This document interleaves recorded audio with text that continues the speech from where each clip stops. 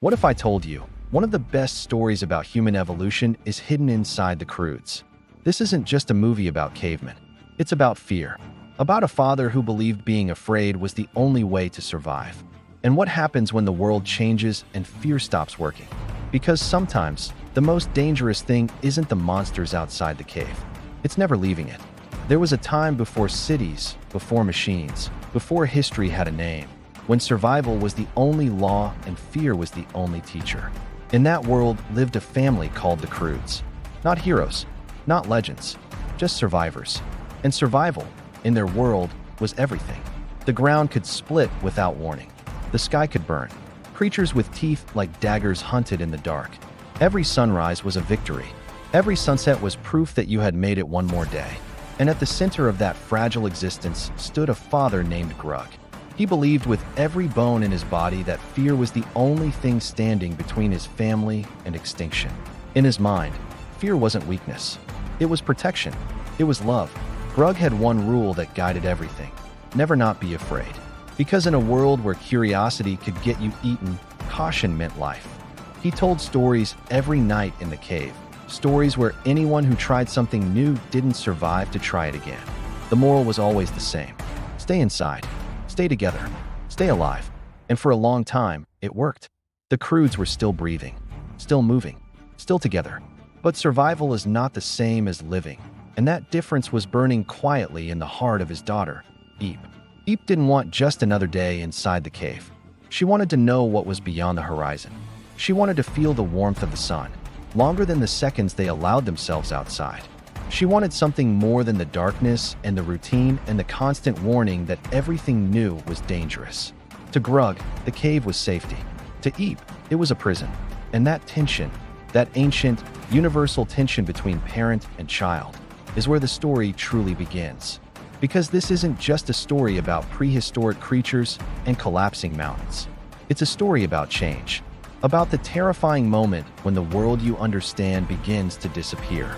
One night, when the shadows stretched long and the air felt different somehow, Eep saw something no Crood had ever seen before.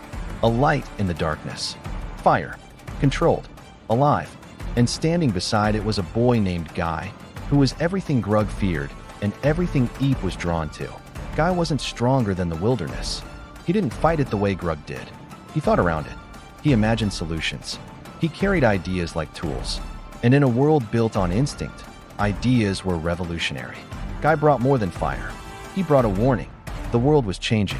The ground was breaking apart. The mountains were falling. The end of everything they knew was coming. And for the first time, Grug's strength wasn't enough. Because how do you fight the earth itself? How do you protect your family from the sky? The cave, the symbol of safety, collapsed. And with it, the illusion that fear alone could hold the world together. What happens when the strategy that kept you alive stops working? What happens when the very thing you trusted most becomes useless? That is the heart of the Croods. Because from that moment on, the family is forced to move forward. Not because they want to, but because standing still means death. And forward is the one direction Grug never wanted to go. Outside the ruins of their old life lies a world more vibrant and terrifying than anything they imagined. Forests glowing with impossible colors. Creatures that seem stitched together from dreams and nightmares. Vast landscapes that feel less like a setting and more like a living, breathing force. It's beautiful. It's overwhelming. It's dangerous. And every step into it is a step away from the comfort of what they understood. Grug tries to hold on to control. He resists Guy's ideas. He challenges every new method. Where Guy builds, Grug pushes. Where Guy plans, Grug reacts. It's not because Grug is foolish. It's because he is afraid of failing the people he loves most.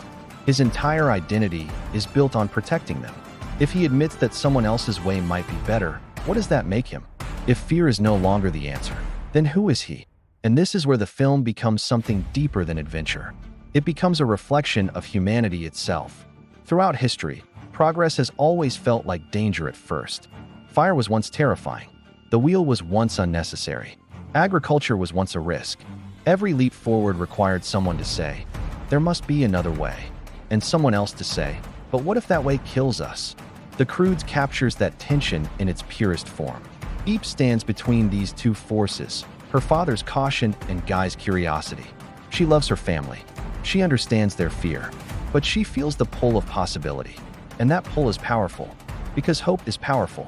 Hope is what pushes humanity out of caves and into the unknown. Hope is what says tomorrow can be different from today. As the journey continues, the dangers grow. The world literally tears itself apart around them. Lava flows. Mountains collapse. The earth fractures into pieces. It's spectacle, yes. Breathtaking animation and chaos. But symbolically, it's the death of the old world. The extinction of a mindset. The end of survival as the only goal. Because surviving isn't enough anymore. Now they must adapt. And adaptation requires trust. The turning point comes not with a fight, but with a realization.